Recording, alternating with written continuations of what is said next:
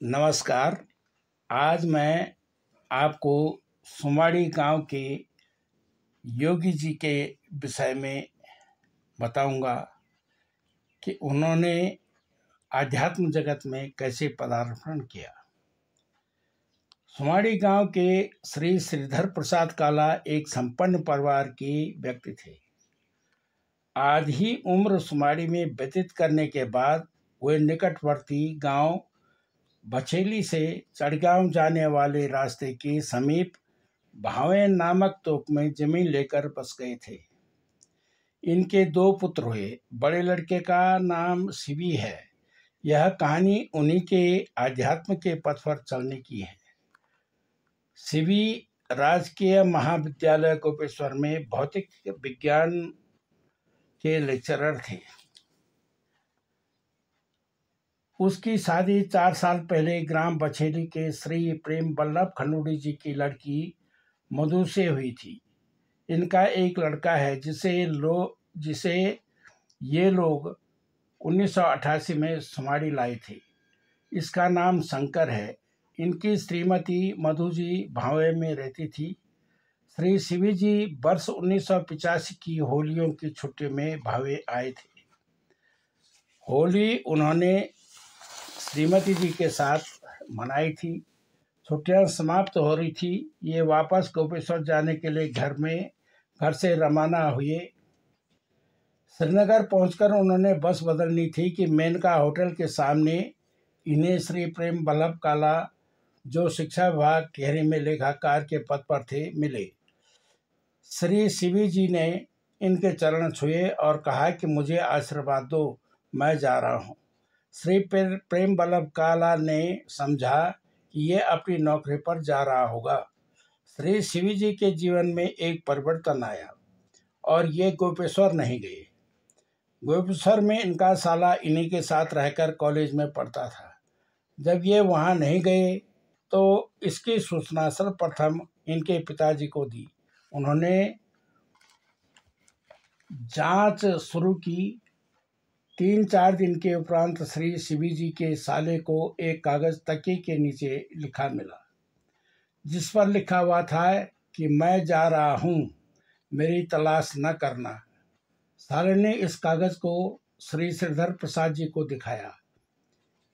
इनकी टेलरिंग की दुकान चमोली में गोपेश्वर जाने वाले पुल के पास थी।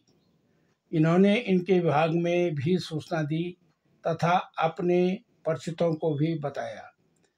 पुलिस विभाग से भी इन्हें ढूंढने की अर्ज की, लेकिन सब व्यर्थ रहा।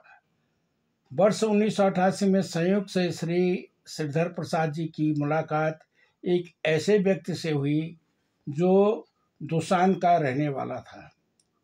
उसने उन्हें बताया कि जिला चमोली में दुसान क्षेत्र में ग्वालदन के पास आयारी नामक स्थान पर एक साधु रहता है। उम्र तो 30-32 साल की होगी। कहीं आपका लड़का ना हो, देख लीजिए। श्री काला जी ने आयारी जाने का रास्ता पूछा। उस व्यक्ति ने कहा कि अगर आप चाहें तो मैं आपका पथ प्रदर्शक बनकर चल सकता हूँ। आखिर ये दोनों चले।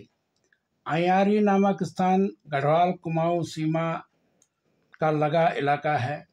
यहाँ पर एक प्राचीन शिव मंदिर है जिसमें स्वयंभू शिवलिंग विराजमान है। बाबा कुछ समय इस स्थान पर भी रहे। फिर बाबा काफ़ी दूर जंगल में चले गए। यह स्थान लगभग 10,000 फीट की ऊंचाई पर है। वहाँ बाबा जी घास फूस की कुटिया बनाकर रहने लगे। बाबा धुनी के सामने कोपीन पहने, बभूत रमाई, जटा दाढ़ी बढ़ाए बैठे थे। ये दोनों व्यक्ति वहाँ उनके कुटिया पर पहुँचे। श्री काला जी ने अपने लड़के शिवी को पहचान कर वापस घर चलने के लिए कहा। बहुत समझाया, लेकिन लड़का मानने के लिए तैयार नहीं हुआ। उसने इनसे कहा कि मैं तुम्हारा लड़का नहीं हूँ, मेरी कोई शादी नहीं है, आप मुझे नाहक परेशान कर रहे हैं। आखिर पिता निराश होकर घर लौटे। भावे आकर उन्होंने पुत्र वधू को सब कुछ बताया कि शिवी आयारी में है। श्रीमती जी ने अपने ससुर जी से कहा कि चलो मैं बच्चे को लेकर चलूंगी, शायद हमें देखकर वे मान जाएं। यह भी उचित लगा और ये चल दिए। आयारी के लिए बाबा की कुटिया में गए। उस वक्त बाबा धुनी में लकड़ी लगा रहे थे। श्रीमती मधु जी ने इन्हें बहुत समझाया, रोई पीटी, लेकिन बाबा नहीं माना कि मैं तुम्हारा ही पति हूँ। आखिर श्रीमती जी ने धुनी से एक मुट्ठी बभूत उठाई और अपने माथे पर लगाने वाली ही थी कि अगर आप नहीं मानते हो तो मैं भी आपके साथ जोगन बनकर रहूंगी और यह आपका बालक शंकर भी हमारे साथ ही रहेगा। झट से बाबा ने उसकी बभूत वाली कलाई पकड़ ली। नहीं, यह तुम्हारे बस का नहीं। श्रीमती जी ने कहा कि मेरा हाथ क्यों पकड़ लिया? किस नाते आपने मेरा हाथ पकड़ा? आखिर बाबा इनके साथ वापस आने को तैयार हुआ। इनके पिताजी ने इन्हें अपने पैजामा कमीज पहनने के लिए दिए। उन्हीं को पहने ये श्रीनगर पहुंचे। श्रीनगर में पहुंचकर सर्वप्रथम ये लोग नाई की दुकान में गए, बाबा की दाढ़ी बाल साफ करवाए और अलकनंदा नदी में स्नान करवाकर बाजार में आए। श्री शिवी ने अपने पिताजी से आग्रह किया कि सबसे पहले अपने गांव सुमाड़ी जाऊंगा, वहां पाठ के उपरांत ही भावें चलूंगा। तब ये लोग सुमाड़ी आए थे। भावें जाने के उपरांत 2-3 दिन रहने के पश्चात ये गोपेश्वर चले गए। गोपेश्वर इनके साथ इनकी श्रीमती मधु जी व लड़का शंकर भी था। इनके पिताजी ने इसकी सूचना इनके विभाग में उच्च अधिकारियों को दी और उनसे दोबारा नौकरी पर रखने का आग्रह किया। उन्होंने कहा कि आप चिंता न करें, हम पूरा प्रयास करेंगे। दूसरे दिन शाम को 5-6 बजे इनके साथी कर्मचारी लोग इन्हें मिलने घर आए। उन्होंने इन्हें बहुत समझाया कि ये क्या पागलपन है काला जी, आप इतनी अच्छी नौकरी छोड़कर जोग धारण कर गए। श्री शिवी चुपचाप इनकी बातें सुनते जा रहे थे। किसी से कोई बात नहीं, न बच्चे का मोह न बच्चे से प्रेम, खोए खोए से लगे। किसी प्रोफेसर ने इन्हें कह दिया कि काला जी, ये आपकी सनक समझी जा रही है। आपको 4 साल जोगी बने हो गया, क्या मिला आपको जोग रमाने से? अपने हाथ छोड़ो और मेडिकल बनवाकर दोबारा नौकरी पर चलो। श्री शिवी ने उनसे कहा कि देखना चाहोगे मैंने क्या हासिल किया, और उठा कमरा अंदर से बंद किया और जमीन में पद्मासन मुद्रा में बैठकर आंख बंद कर दी। लगभग 20 मिनट तक सब देखते रहे कि क्या करतब दिखाएंगे काला जी। खुसर पुसर भी मजाक में हो रही थी कि देखते ही श्री काला जी का पद्मासन की मुद्रा में बैठे ही आसन से काला जी 4-5 फीट जमीन से हवा में उठ गए। हवा में ही कमरे में तैरने लगे। लगभग 3-4 मिनट यह आश्चर्यचकित दृश्य इन लोगों ने देखा। श्री काला जी पूर्व के भांति जमीन पर उतर गए। 5 मिनट बाद आंखें खोली। सबने इनके चरणों में शीश नवाया और विस्मित होकर अपने अपने घर चले गए। यह चर्चा जब दावानल की तरह गोपेश्वर चमोली में फैलने लगी कि तीसरे दिन ब्रह्म मुहूर्त में फिर शिवी जी गायब हो गए। अब घर वाले भी समझ गए थे कि शिवी अब हाथ न आएगा, यह आध्यात्म जगत में प्रविष्ट कर चुका है। श्री प्रेम बल्लभ कालाजी पुरानी टिहरी में थे। इनके माताजी साथ में थी। इनके विभाग में एक श्री माधवानंद बहुणा, श्री महावीर सेमवाल, श्री मुकुंद राम भट्ट भी थे। ये बूढ़ा केदार के पास वाले गांव थाती कठोर के रहने वाले थे।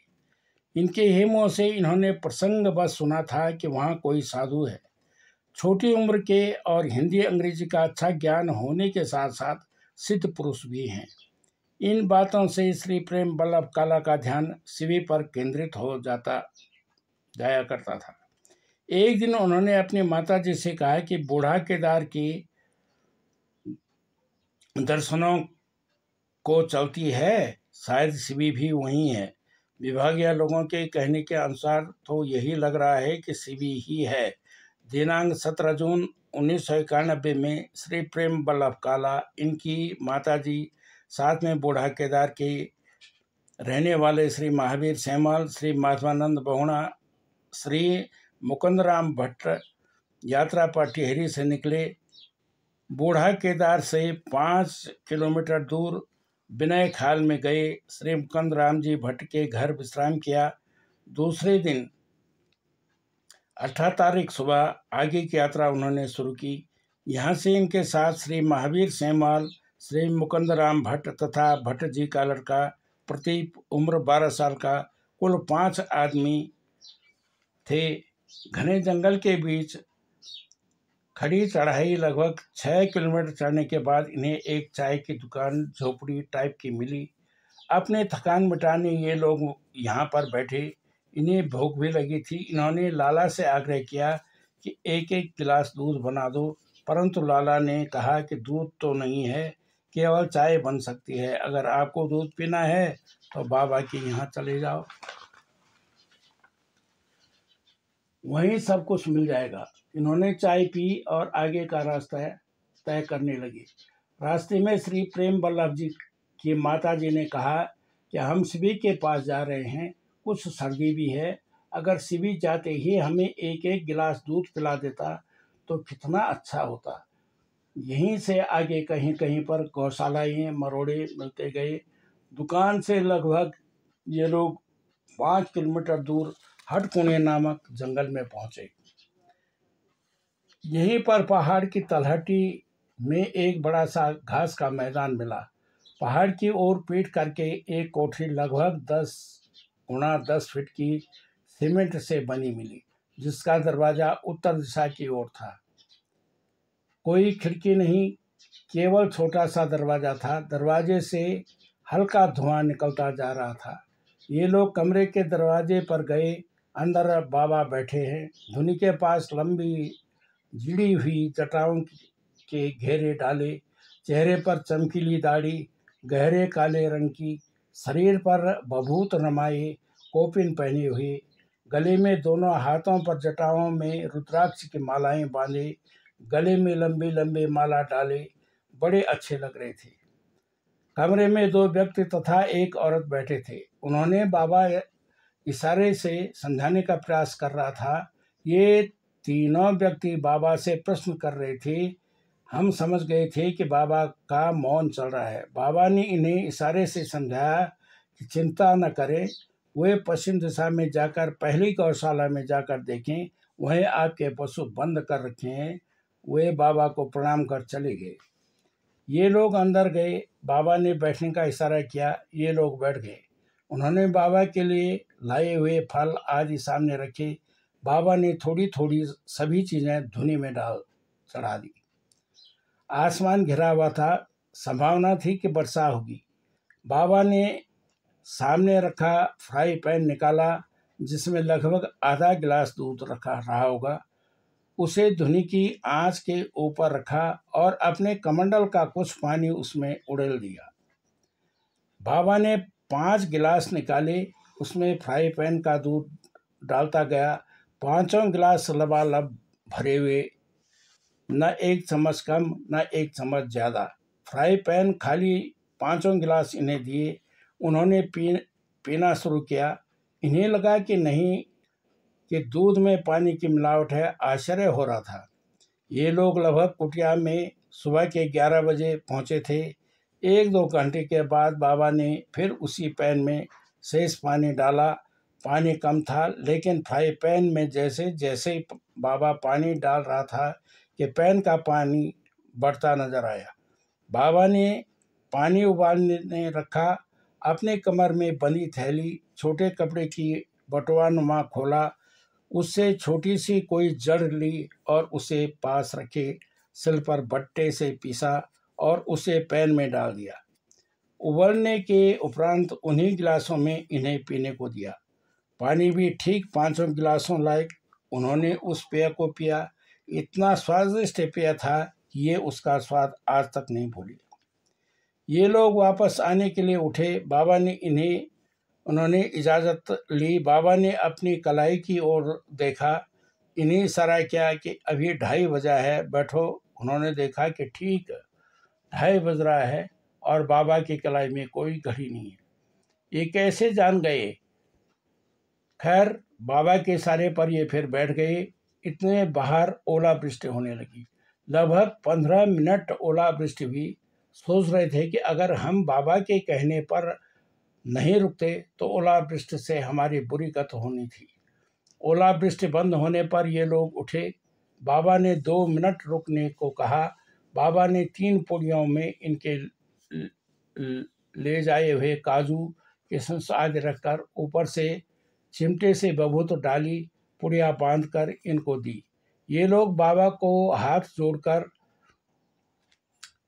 जाने लगे। इस यात्रा के दौरान राह में इन्हें जो भी पशुपालक व ग्रामीण मिले, उनसे इन्हें ज्ञात हुआ कि न बाबा भिक्षाटन करता है, न कहीं जाता है। क्या खाता है, क्या पीता है, कुछ पता नहीं। बाबा बड़े सिद्ध हैं। अब बाबा जी की इच्छा है कि अब हटकुनी के जंगल को छोड़कर काफ़ी दूर जाऊंगा, ताकि लोग मेरे पास न पहुंच सके और न किसी को मालूम हो कि बाबा कहाँ है। इस कुटिया के सामने वाले मैदान में बाबा ने चल चल कर एक पांव रखने भर की भटिया इस तरह बना रखी थी कि देखने वालों को लगता था कि भारत का नक्शा है। पशुशाला के लोगों से इन्हें ज्ञात हुआ कि बाबा के कदमों से यह नक्शा 108 कदम का प्रमाण है। बाबा ब्रह्म मुहूर्त में इसमें जप करते चलते हैं। बाबा के विषय की इन्हीं बातों की आपस में चर्चा करते करते सायंकाल ये लोग धाती कटुड़ पहुंचे।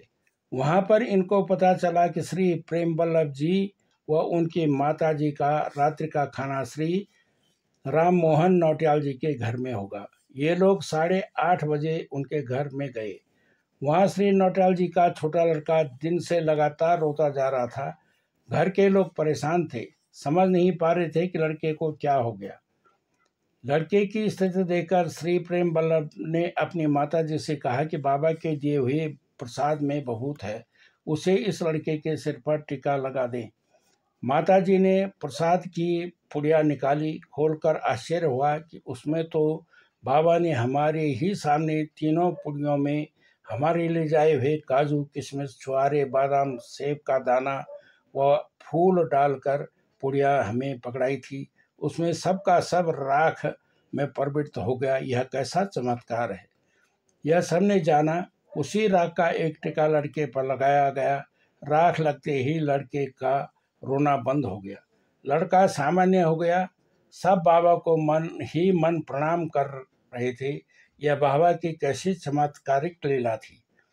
दूसरे दिन वापसी में श्री प्रेम वल्लभ जी को ज्ञात हुआ कि श्री सेमवाल व भट्ट जी का प्रसाद भी राख में परिवर्तित हुआ था।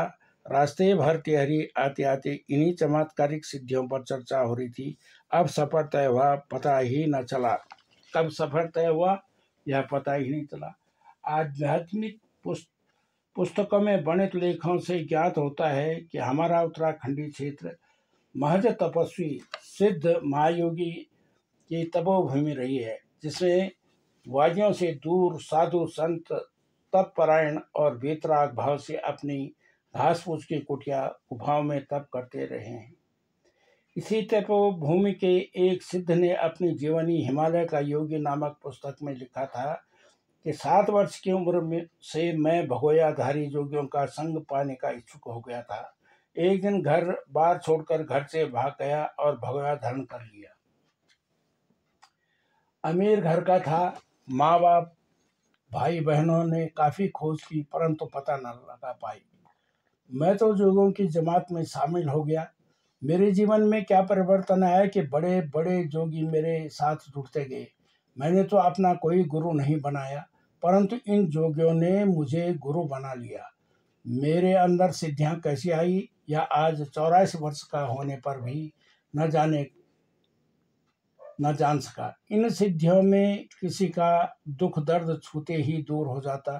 बड़े बड़े अनुष्ठानों में भंडारों में गंगा जल घी तेल में रेत बालू का खाद्यान्न में बदल जाना कैसे हो जाता यह समझ न सका।